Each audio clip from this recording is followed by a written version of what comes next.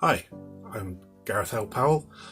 I'm a British short story writer. I've been writing for about 12 years now, and I've written 8 published novels, a couple of short story collections, a few novellas, and even a guide to writing.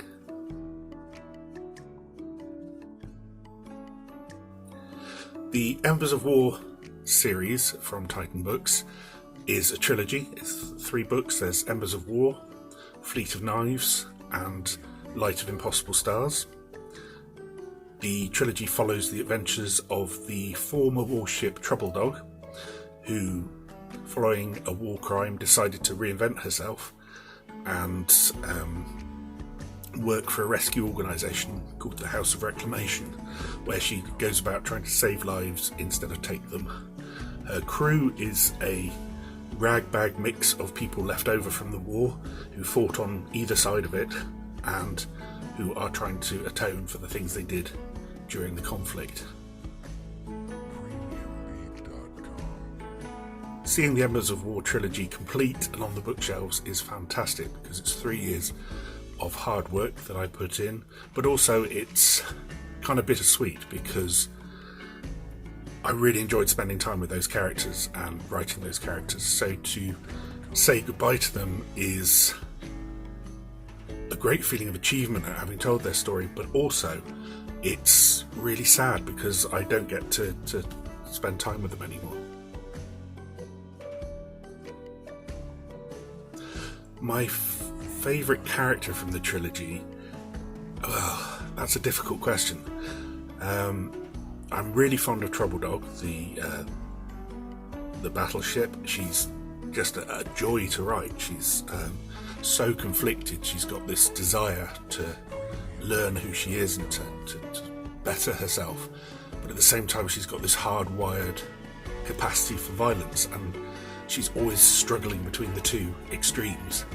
And she's like, she's got this whole teenage, like, how come everyone else knows what's going on and I don't kind of feeling to her. So she's absolute dream to write. Nod the engineer was a lot of fun, and he seems to have been quite a favourite among the readership, but for me the favourite character was the captain, Sal Constance. She goes through a huge emotional journey during the course of the trilogy, and the way she behaves at the end is you wouldn't have imagined that the Sal at the start would have been able to cope with those situations and deal with them in the way she does. And also I think I put a lot of my own feelings and experiences into her as well.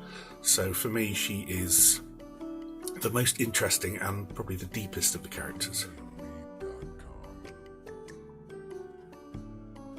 What I hope people get from reading this series is some reassurance that even if everything is terrible and everything has fallen apart, there are ways to go on, there are ways to rebuild yourself. You can find friends, you can find family, you can discover new things about yourself, you can turn over a new leaf. As well as that, there's also lots of meditations in the books about sort of freedom versus security, about utilitarianism versus compassion. There's lots of kind of philosophical and political issues in there to kind of get your teeth into and to think about.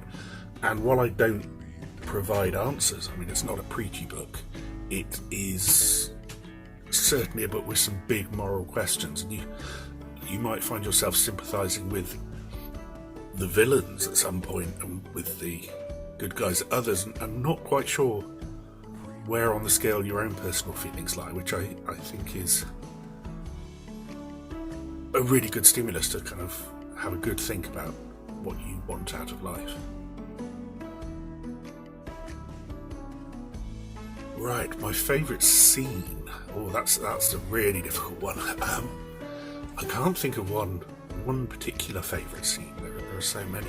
Most of the scenes that I like the most are when the characters are talking to each other and revealing how they feel to each other, because they're very closed off people, and so these moments when they open up and are honest to each other feel very, very special in a way. And those were the scenes I had the most enjoyment writing, because they were really emotional scenes, even though a lot of time the emotion is all kept a lid on. The characters keep their feelings tamped down, but occasionally you just glimpse through and see what's going on underneath, and those are really special for me. But I think the scenes I had the most fun with were the scenes where the spaceships meet in virtual reality as humans. In virtual reality, and they set up these constructs like the bridge of the Titanic or the Moors from Wuthering Heights, and they get to interact, and that's a lot of fun because they're basically underneath everything else, squabbling siblings, and it just lends it a whole new dimension to be able to portray that as human beings as opposed to just great lumps of armament floating through space.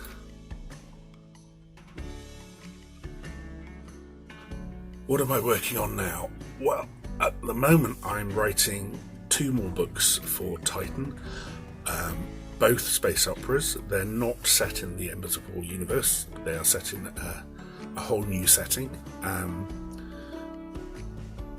And they're both standalones, but they are set within the same world, if that makes sense. So you don't have to read one to read the other, but they are set against the same background, so you will get more out of them if you read them both. So working on those at the moment. It's been slightly delayed by this whole global pandemic thing, but hopefully, if everything goes to plan, the first one should be out in February 2021 and the sequel out in February 2022.